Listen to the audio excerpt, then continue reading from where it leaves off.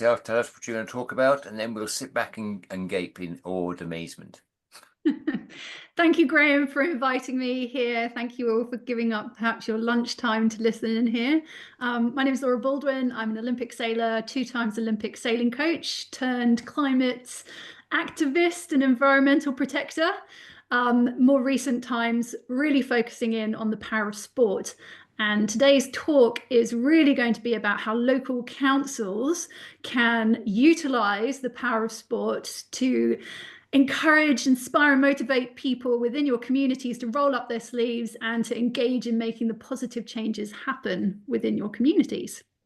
So I'm going to start my slideshow. Am I allowed to share? Absolutely. Screen share. Sorry, I should have come in earlier to set that up. I can keep rattling on whilst we get that working. So, like all of you, potentially, I got involved with my climate action working group on the local town council, engaged in ticking off the list that Friends of the Earth put together for what local town councils can do to decarbonise and restore nature. I set up a community group called Portland for the Planet, which is a transition town group. And through that, planted 3,000 trees, engaging the community in planting them together on council held land along the edges of sports fields predominantly. We organised an eco fair, clothes swaps, talks to kind of educate and empower people to take action. The local town council's been really great. We set up a community food garden, and this year they agreed to let us expand to triple its size.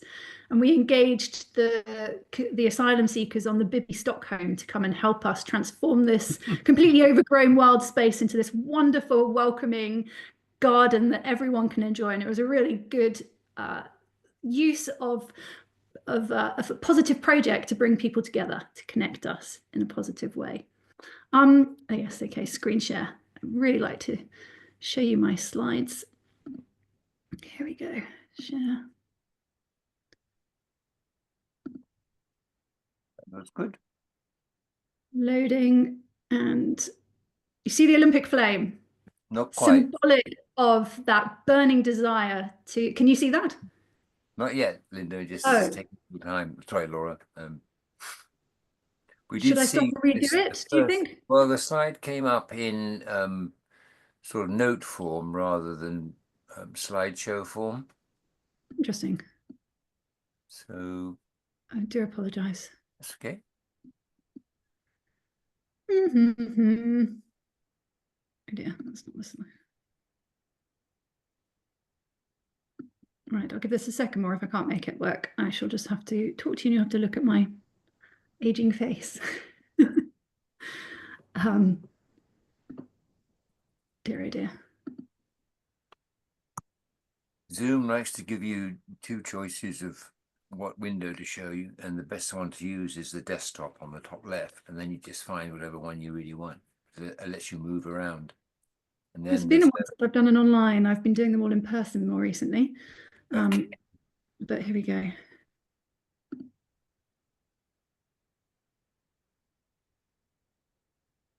You've got the green share button at the bottom middle. I'm sorry, I had to reload it because it disappeared completely. Right. So that's a good start. So you see that? I'm afraid to press slideshow. Yep. It will go away again. Should I just leave it like this? Well, so far it's looking very good, and certainly we have the Olympic. Okay, I'll just make that. There we go. There we go. There we've got the Olympic flame, symbolic of that burning desire to achieve a goal that excites you. Representing Team GB was honestly the biggest honor, the most exciting experience, the biggest adrenaline rush. Stressful, yes, but you know, amazing. And sport really taught me the power, the motivational power of having a goal that excites you, how it can help you to push beyond perceived limits, how you can really push yourself through any challenges, overcome them, even when they seem totally insurmountable, and with no guarantee that you're actually going to achieve what you want to achieve at the end of it. And it taught me to never give up. The power of sport. There's an MIT study that says that sports people are the most influential people in society. And if you have any sports stars in your local communities, any local big environmental issues that are happening, if you can engage any of your international or national sporting heroes within your communities, then it really helps to gain media attention and to galvanize public support to get on board with any such local campaign. So recently, British sailing team have been calling out against an incinerator at Portland Port, for example, and using the British sailing team enabled us to get national coverage of a local story.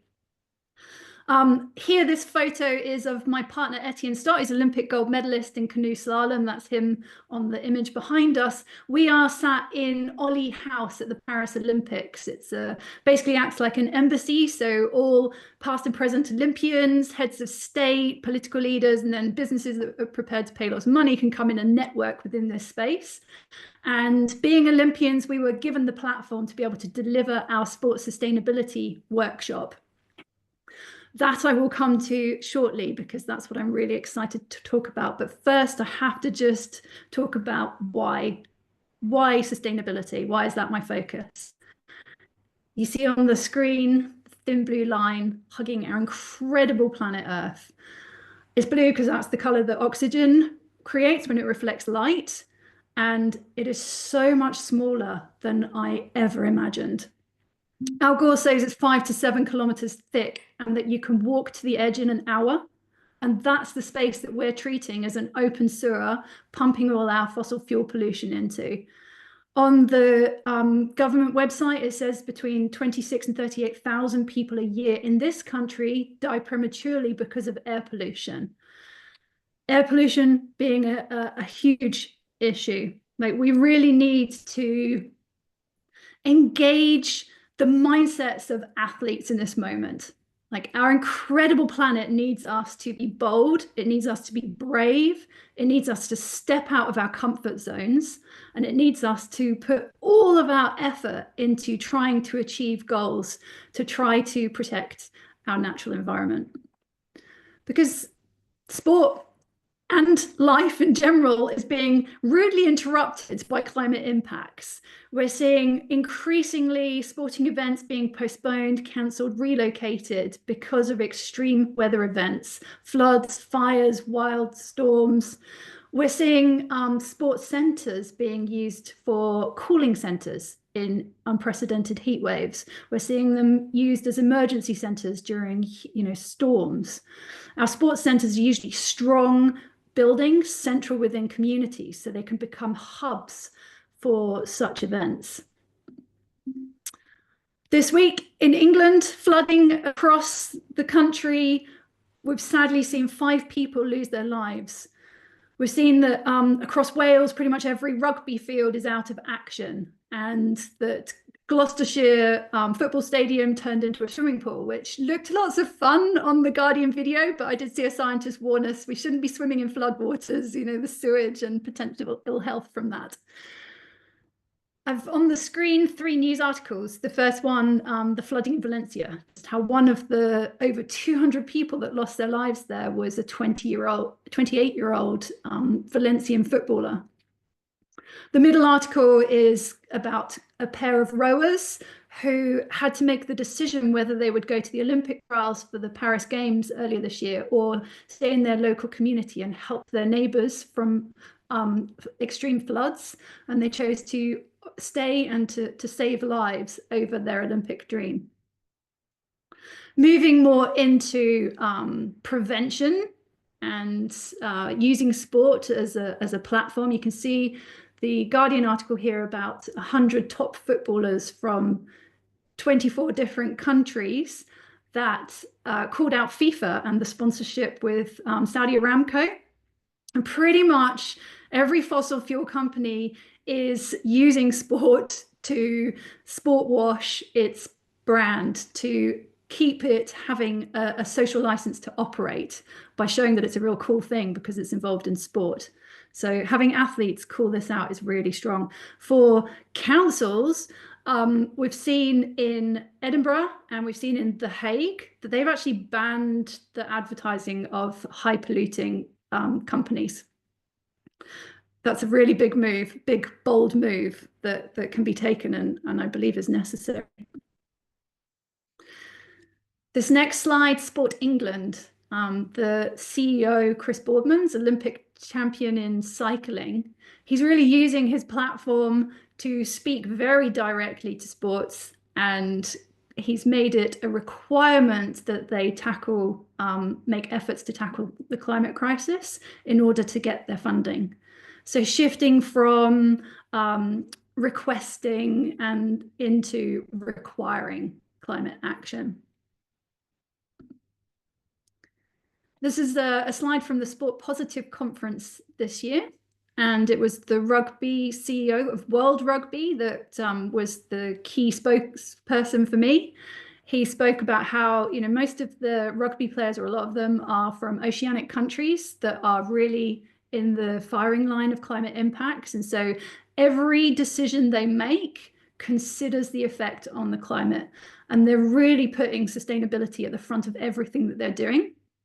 You've got 3 priority themes: climate action, the circular economy, and protecting the natural environment. BBC Green Sports Awards, its 2nd year this year. I think showcasing and awarding sustainable behavior on such a platform is a really powerful way to make it, to drive it and make such changes happen quicker. And here, my favorite, Rob Hopkins, the author of the book From What If to What Next, What Is his book. Fantastic book, recommend you all read it, very inspiring. Rob is the co-founder of the Transition Network, and he's really engages people's imaginations and talks about the power of imagination to achieve the changes that we need and want collectively and collaboratively in a really sort of tantalizing and irresistible way. We have to make the future really desirable in order to make people want to make those changes. I thought for the last 5 years that I've been climate aware, or aware of the situation we're facing, that if we just told enough people how bad the situation is and how much worse it's going to get, how quickly, that'll be enough to spark the necessary changes. But I've learned through speaking to social scientists and behavioral psychologists, and actually just through my own experience, that scaring people with shocking statistics or even unpleasant information shuts them down and switches them off. People don't want to engage in scary. It's overwhelming. They don't know what to do about it. So they prefer not to look in that direction or to do anything. So in order to actually get people to engage, how do we get them to think big and to have a can-do attitude towards this and to feel empowered to want to find their place in the positive transformational change we need to make? I heard already one of you talking about having people's assemblies. And I'm a huge advocate of citizens' assemblies and people's assemblies. Including people in the discussions and the decision-making is hugely powerful, making them feel heard and hearing others and part of the decision-making lowers resistance and increases consent. So big advocate there of including people in discussing what it is we want to have happen. If you want to look up that slide before, I did a podcast with Rob Hopkins and this guy presenter, David Garrido, visioning sport in 2030 and how wonderful it could be. So I move on, Sport England and Sport Imaginariums. This is where I've really focused the last 2 years of my time and effort, is in this workshop. Plays it down a bit, but it is a workshop, but we call it a Sport Imaginarium. So a gymnasium for your imagination, where we go into sport governing bodies. We're primarily targeting people in positions of power that have the levers that can be pulled, but we do also go into clubs and to sports bodies and yeah, all the way down to grassroots. And it's grassroots where I'm really passionate, but I'll come to that. So in these workshops, we have realized through speaking to all these experts that what is needed is a new narrative, is a powerful vision of the future that we want, that is appealing and exciting and gets people wanting to get involved in making it come to life. So collaboratively, we take the people on this workshop through a little journey. We have 3 inputs. The first one is talking about the power of sport. The second one is framing the boundaries of the challenge. So the scientific boundaries of the challenge, how quickly we actually need to decarbonize and why. And then we talk about the power of imagination. And the first part of the workshop, we get people to name what's standing in our way, what's holding us back. Why are we not making these changes? And we write all these blockers down on bits of paper, repeat them all back, put them in a box, shut the lid, so that we've dealt with that and we can move into the creative stage. Imagining what it is that we could create if we put all our effort and time and attention into it. How brilliant could we make our sport, our club, our council be in 2030? And freeing our imagination to come up with a vision collectively that people can unite around. When we then move on to what big, bold moves could sport or could your council, could your community do now that'll fast track bringing that vision to life. And finally, we end up with a personal pledge, writing down a goal of your own that you're going to commit to making happen. These are some of the slides that we use in the input phase to get people's imaginations flowing. This is a stadium, and we say, imagine a stadium that is all carbon neutral, made of wood, that harvests rain to water the grass, that everything within the club is sustainable and not doing any damage to nature. We say, actually there is a club that showcases all these things. It exists, called Forest Green Rovers. They have, I think, 19 of these educational signs that explains the different sustainable actions that they have within the club, from obviously generating renewable energy. They are completely plant-based. They have refill stations. They engage in the green football weekend, so gamifying the changes that we need to make, including fans. So fans can make environmental changes within their lives through an app, and it gains their team points in the league. And that can be really motivating, getting people to join in and make it a game and fun collectively together. So not pitting individuals against each other, but working collectively in teams is much stronger at making change happen. This is one of the most latest eco actions at Forest Green Rovers, pee to pitch. So they're actually using people's pee to fertilize the pitch. And I love this, that they have banners on the side of the pitch saying that they're proud to be green. We've got to make being green cool and make it something that people want to also be. Here we see Wimbledon with its green living walls. And on the left, a large screen and lots of people. This is again something for local communities, having sports hubs within communities where people can come together to enjoy large international or national or even local sporting events together that caters for like the whole family. You can have activities for younger kids around the edges, food stalls and such like, but bringing people together to enjoy sport together, to remove that need to travel long distances, go see something live somewhere else, and yeah, using sport to connect the community and to showcase sustainability whilst doing so too. The power of artwork and being able to bring to life the changes we need to make so people can see it and imagine it is really powerful. This is artwork from a designer called Katie Patrick in the United States, who's phenomenal. Really look up her website, How to Save the World. fantastic podcast. Imagine sports centers or even your council office walls inviting artists in to paint the future. What can your local area in your town look like, given the freedom of imagination to dream it green like this and make it look like really beautiful and attractive? And I just see sports centers, people working out in gyms with the positive motivational slogans, all sort of gearing towards being green is cool and all the rest of it. Using sports people to promote sustainable behaviors as well, posters of them with their sustainable behaviors so that people want to copy them and to be like them. Bikes, obviously really cool. Every town needs to be really focused on pushing government to improve the safety and networks for bikes around it and inspire businesses with how differently they could do things. Do you need to have the van? Could you have a bike? How else could you travel that's active and healthy for you and, keeps your air clean and reduces your costs and overheads as well?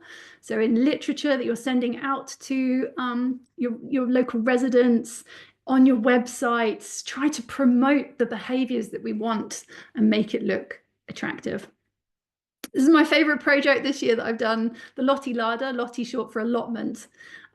It's where all the local food growers come together every Saturday to swap seeds, seedlings and produce, have a cup of tea and a chat. It's really about connecting people, building friendships and networks of support, as well as obviously being very sustainable and reducing food waste.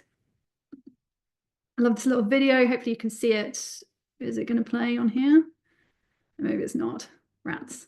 Okay, well, this takes this busy, congested London setting, pulls all the cars out the way, and then puts in place space for active transport, makes it much cleaner and greener and much more attractive space to utilize. So perhaps having assemblies around how could we transform our town centers to be a much more attractive space for people and for nature. There's already lots of organizations out there that you can tap into to help with making the sustainable changes. So Geeky, brilliant online calculator for inspiring personal carbon reduction, but they also have tools there that can help businesses to kind of gamify it and have a bit of a leaderboard and a challenge on it, who's getting the greenest quickest. I said before about Katie Patrick, How to Save the World. And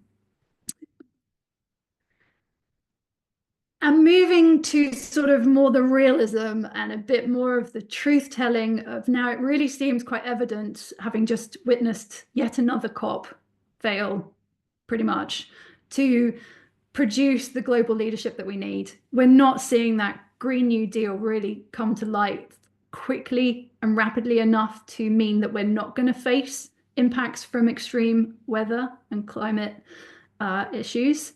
So we really need to be focusing on adaptation and on resilience for what we probably will face increasingly and with more severity. In the States, NFL stadiums are setting themselves up to be emergency centers. So they're having provisions, food provisions, warmth provisions, hydration, medicines, all ready so that in an emergency, they can switch from being a sporting venue to being an emergency venue to help their local community.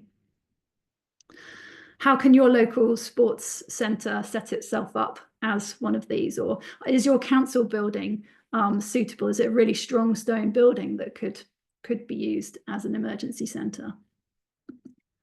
And finally, my conclusion, having learned all I have about the climate emergency, I studied sciences at college and university. And so when I became aware that there was a problem in 2019, I know that was really late, and I don't know how I was so late to understand this situation, but I focused all I can on learning about the problems we face and the solutions we can embrace. And I've spoken to so many of the world leading scientists directly through Champions for Earth that I'm a part of, that supports past and present sports people to speak and act for climate and nature. We've invited lots of scientists in to speak, and the snippet that I'll share with you that really just keeps playing in my mind is NASA climate scientist Peter Kalmer saying, "There's never a time to quit. That the more we do, the more we'll save." But understanding how short a time frame we have right now with the carbon budget, I see that the most sensible thing is that everyone needs to be focusing locally. We need to be really doing everything we can within our communities. We need to be rolling up our sleeves and getting engaged in planting trees, in restoring nature, in harvesting rainwater, in setting up emergency centers, in connecting our community. And for sport could play such a huge positive role in this transition by creating more opportunities for more people to engage in it, for starters, to improve mental and physical well-being, but also like green gyms and making it like a really cool workout instead of just burning calories on a static bike. It's get out into nature and actually plant some trees, or actually do something physical that's going to create something. And so that will give you or the participants, such a strong sense of purpose and achievement from doing something positive. Using our gyms and our clubs and stuff to showcase the changes that we need to make and the benefits that that can bring to all of us. So I've rattled on for far too long. And I wonder if in the remaining time you want to be thinking about how you could utilize the power of sport within your council area, and what you personally feel inspired to want to make happen. Laura, that was stunning. Thank you very much, because it speaks so much to what the great collaboration is looking to do, and you've just, I think, stated it in a much more powerful way than most of us do. We do have people on our board of directors who've been advocating for ages that we should get sport on our side, and I think this is a really powerful way of proving that yes, that was a good instinct, and certainly you've already built a momentum to get hold of. So I was really inspired. Thank you very much. And clearly we've got a bunch of people with questions for you. So perhaps Stuart, would you lead the way, please? Thank you, and thank you for such a fantastic presentation. Your enthusiasm and inspiration is quite infectious. I feel inspired. And I would just like to thank you for, I don't think you mentioned net zero once, which I suspect is a good thing. The area I think I'm struggling with is getting the initial engagement from both the councils and the public. I was wondering if you had any sort of tips for going about that. Yeah, hosting was it you that said that you'd done a piece? Yes. Yeah, so I found those to be very positive in the past. We ran a series of them in 2019 in our local towns, and lots of people came. Lots of people were really excited to engage in making the positive changes happen, like brainstorming all the things that we could do as a community or as a council. And then yeah, people were like, yeah, I want to do this, I want to do that, and it can feed off of that. Engaging the power of imagination. It was actually getting people into the room. I mean, I think the mistake we made, we didn't on the flyer say free cake and sandwiches and car parking. Yeah, food definitely is how I've been encouraging people to come to the allotment and to the Lottie Larder. I think that plays a big role in that I make really tasty food and they come along and it's free. Going to them then, so going into the schools, going into the council meetings, going into the businesses. It takes time to have to go to each individually, but what I have learned through doing the Imaginariums is certainly grassroots sports are keen to engage, but they're understaffed, overworked, really stressed, don't have the time. Would love to do that, but and also don't have money to spend on doing Yeah. things. Yeah. So going into each sports centre and getting all the, like, especially clubs where they have a membership, then you've got a bought-in audience there. You've got already a group that want to stay as a group and want to imitate each other and be socially accepted. So that's why sport is so powerful, because people are already engaged, already active. They're already a tribe that wants to, you know, stay part of the tribe. Then if you go in and deliver to them like these imaginariums or workshops with them, they come up with the ideas and then set about making them actually happen. So I think you have to go to the people. It is hard to get people to come to you. Yeah. Great. Good. Have you got any advice on sailing whilst I'm here? Like actually the act of sailing, or how to get sailing to be sustainable? Well, I presume if you're in Portland, you were doing the dinghy racing. Yeah, I was an Olympic sailor. All right, yeah. 2 times Olympic sailing coach. And yeah, working hard on the sailing team right now to really engage in sustainability. I think they're ready for it. Great. I don't know who's next. Are you going to facilitate, Graham? Oh, Thank you. absolutely. Let's have Peter come up, please, Peter. Hi, Laura. Yep, fantastic, inspirational, as of course we would expect from a sportswoman like yourself, which is great.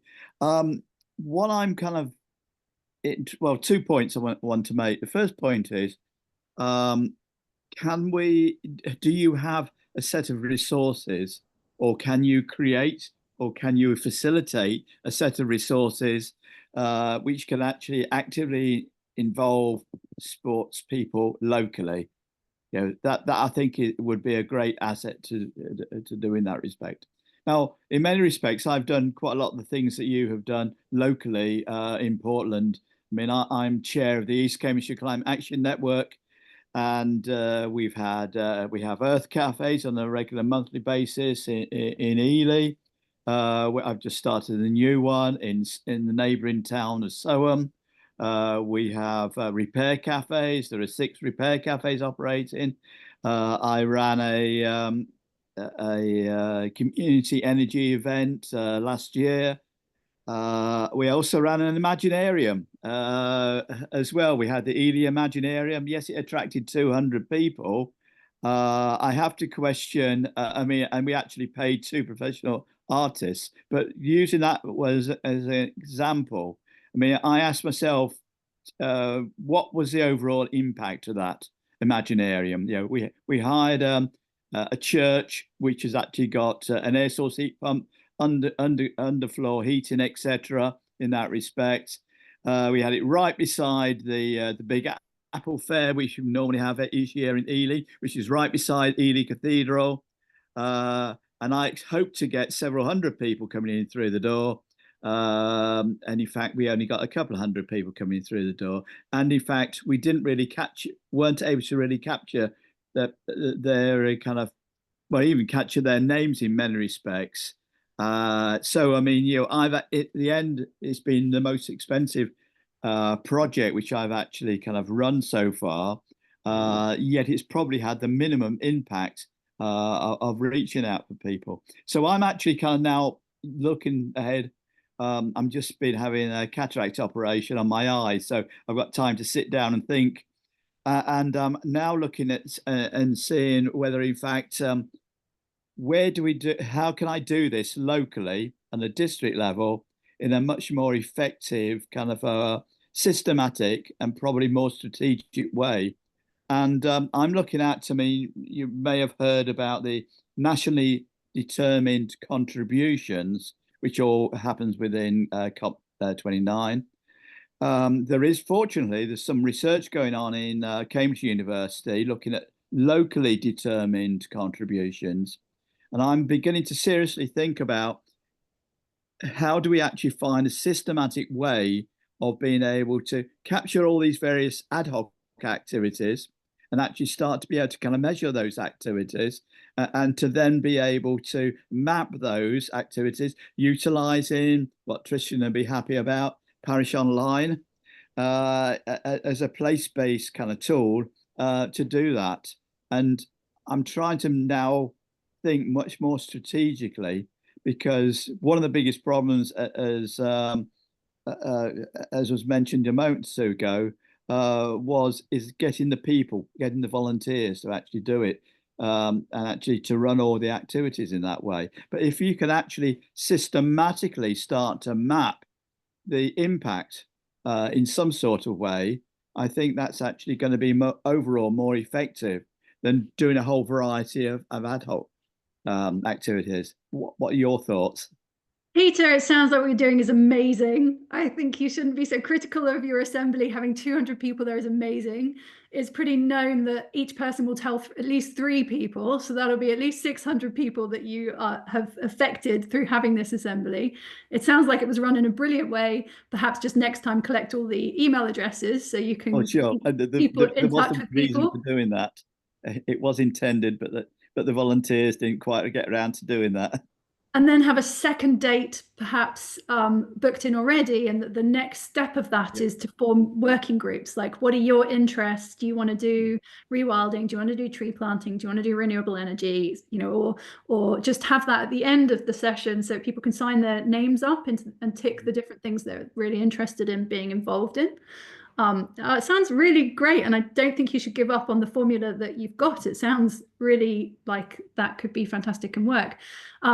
Just getting the stories, so telling the stories of what the positive work that's being done, and making sure your stories have such a strong power in changing hearts and minds.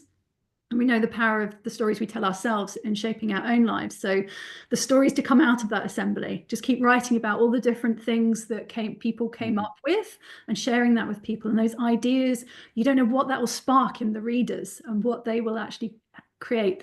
And I hear you saying, yeah, I don't know, and I want to know. Well, I mean, I've done that. I've had a display up in the library as a follow-up to that activity. There's a limited capacity in terms of writing articles, and actually also then getting them on the website, and that's back down to kind of increasing the number of volunteers in that respect.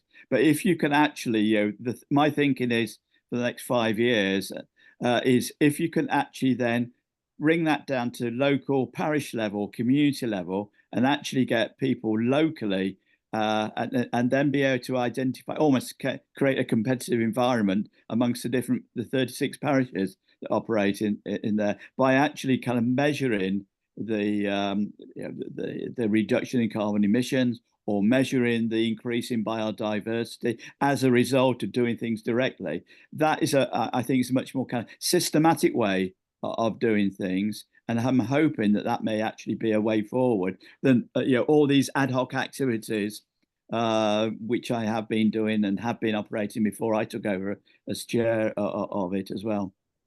So Peter, I don't know if you have a major sporting club in your town, but if you do, it might be worth having a meeting with them and trying to get them on board with this, because having green sports events, engaging in things like Pledge Ball, if you look up Pledge Ball, it's a really excellent way to get fans to engage in making sustainable changes. And it has the leaderboards, and it makes it competitive, and it makes it really fun. They won the BBC Sports Awards for the best encouraging platform. We had the boat race go through very near Ely a few years ago when it couldn't take place in London, and we have the women's team kind of train on the river right by side Ely. But yes, if you have any contacts with them, I mean, I see them coming into Tesco's and going back out to Tesco's, and then catching the train back down to Cambridge. But I don't actually have any direct contacts with them. And of course, they come and go as well, being graduates and undergraduates.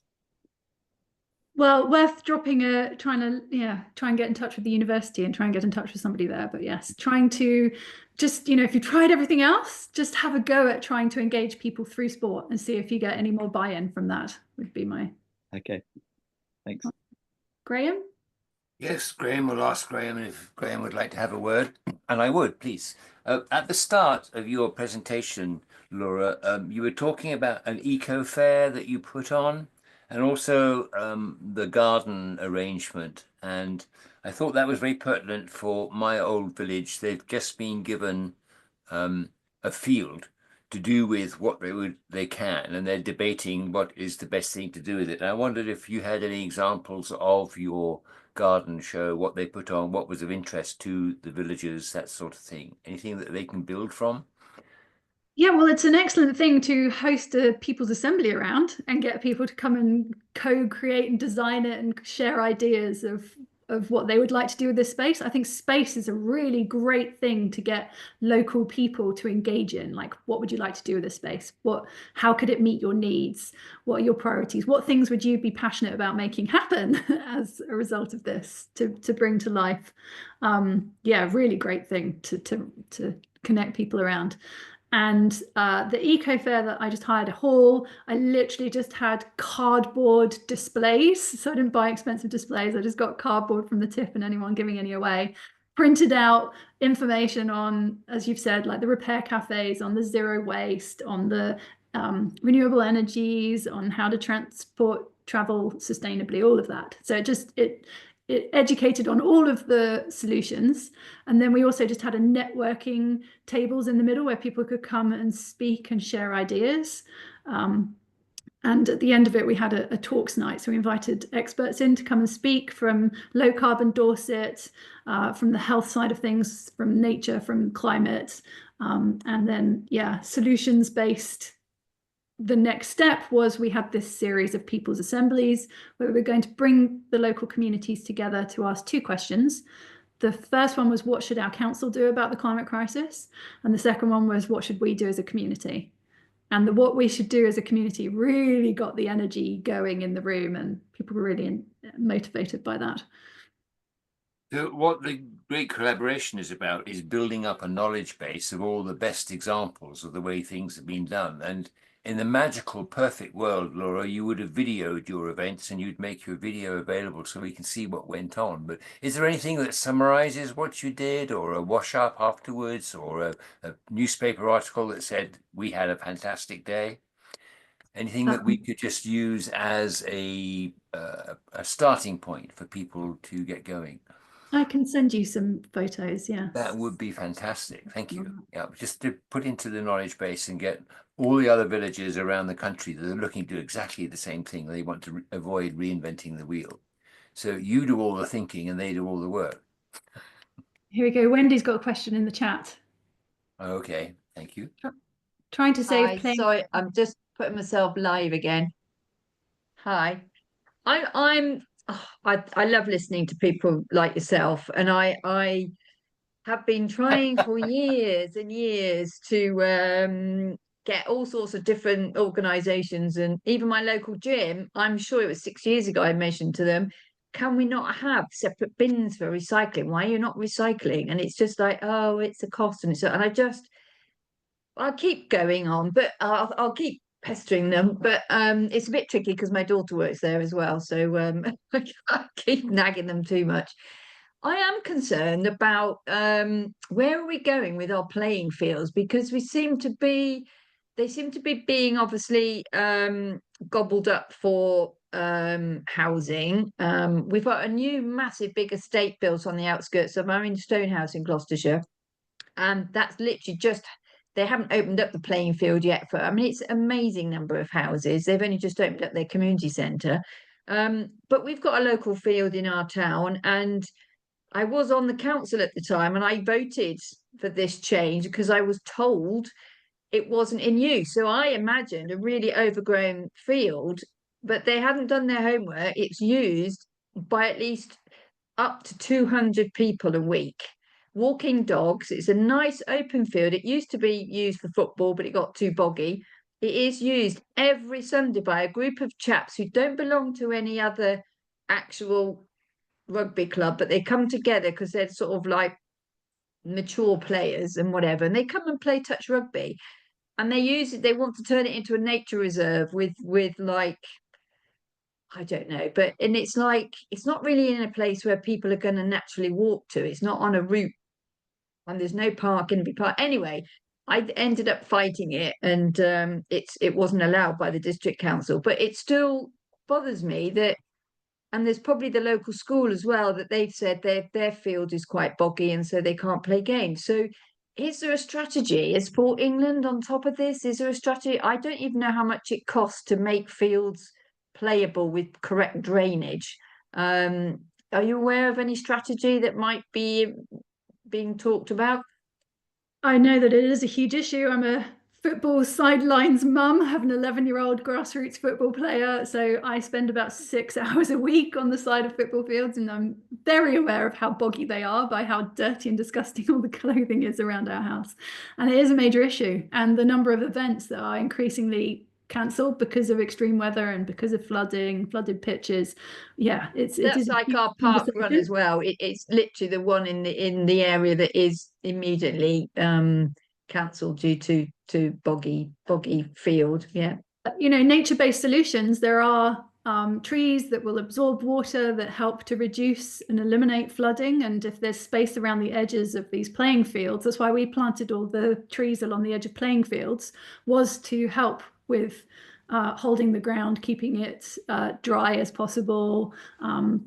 Also just increasing the biodiversity for nature, obviously, and it creates shade as well for parents when they're stood watching the games, or shelter from the rain. Like, there's so many positive benefits of planting trees along the edges of sports playing fields that perhaps that's something that could be looked into. Yeah, I mean, it's got a natural hedge. They've done a study in looking at the biodiversity of the area and checking that there's nothing living there that can't be uprooted or damaged. So there's a hedge running along it, because there's a track to another field down at the end, which I help manage. And that field is used. I'm part of a very elite team of 2 mature veterans that throw the javelin, hammer, and discus, and we've got a really dilapidated training cage down at the end. But yeah, I'm just trying to find who I need to get in touch with to sort of, you know, make sure that they're saved. And I guess I've got to go to district council and check that it's in their playing field plans and whatever. But they're planning on putting AstroTurf down for a big football pitch in the local town at the school. But yeah, I just feel there must be more we can do. Well, because Wendy, unless the trees are, yeah. On the AstroTurf, perhaps it'd be really worth having a conversation with them, because from my experience, even the AstroTurf is getting flooded and can't be played on. Yeah. So making sure that it's designed with a slope and drainage, sufficient drainage, to try and keep those spaces playable. Perhaps they haven't thought of that, so it'd be well worth drawing their attention to it. Graham, wasn't Sport England part of the great collaboration now? Aren't they supporting us? Your microphone's off.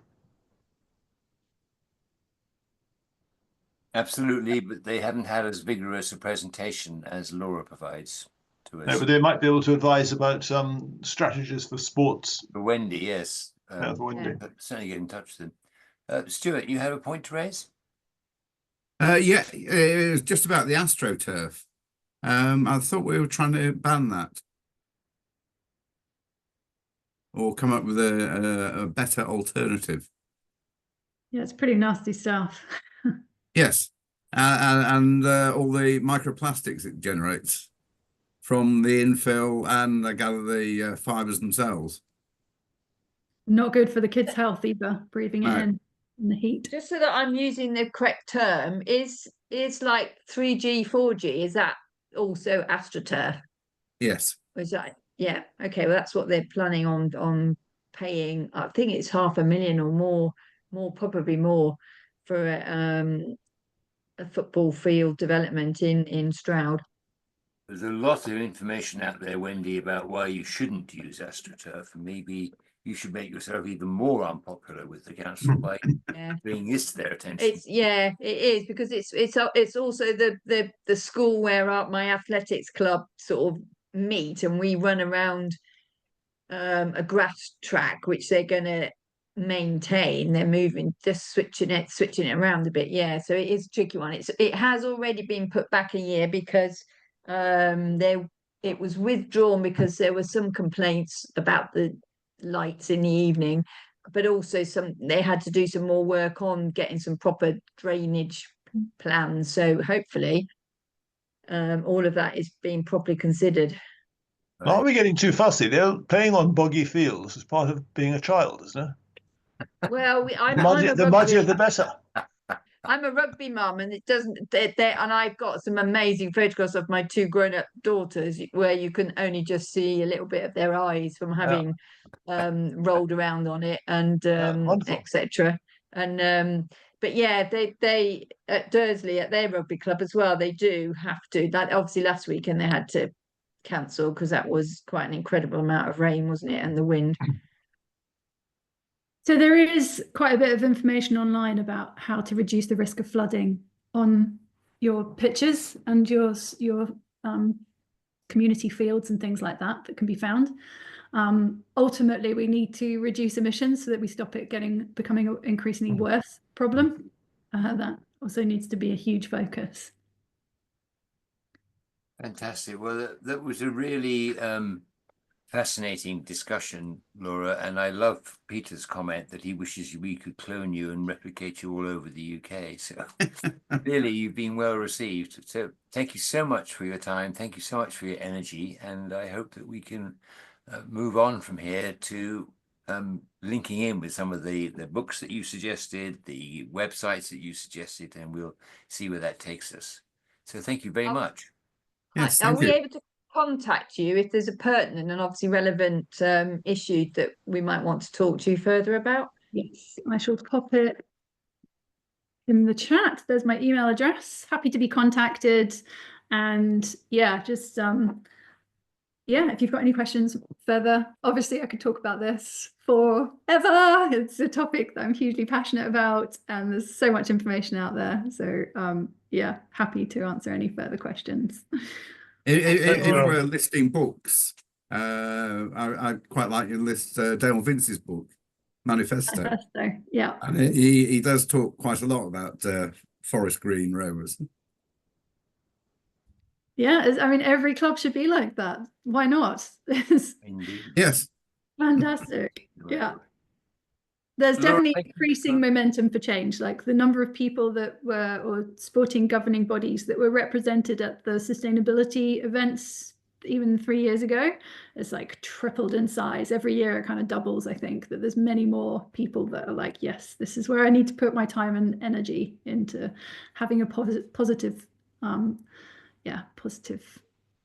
action. I still get quite disgruntled of how many, even local events, but even I volunteer at Gloucester Rugby, and even though they have got sort of separate recycling bins and stuff, I don't think it's pushed enough. And yeah, I just feel there's so much more, and almost every event, even down to local, there's a guy who runs handball sessions for kids in schools and stuff, and then he put on a big event, but there wasn't any proper separate recycling bins, and it just, I am a pain in the neck with that. I take my stuff home in the end. I just can't help myself. I cannot put a plastic container in a normal bin.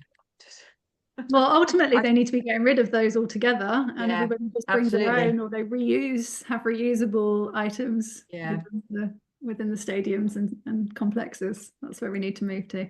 I think I would always direct people towards children, because this is basically an educational thing, and you've got to catch the next generation whilst they're young, and it certainly sticks in their minds. I mean, they're real advocates for looking after the planet.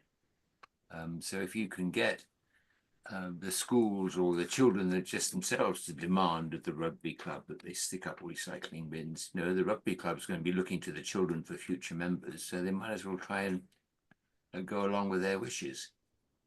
I usually try and tell people what's coming next week. Next week we've got the Carbon Literacy Project people are coming to talk to us, not so much about what carbon literacy is, but how you can work and involve it in your community. So I think that will be very fascinating. But in the meantime, Laura, thank you again for such an invigorating show, and look forward to seeing where this is going to go next. So thank you all. Anybody got any more comments? No, thank you all. Thank you. That was fantastic. I would like to talk a little bit more about the sailing, but we're obviously out of time. Take care. Take the lifted Bye-bye. tack. All right. Thanks a lot. Bye all. All right. Yeah.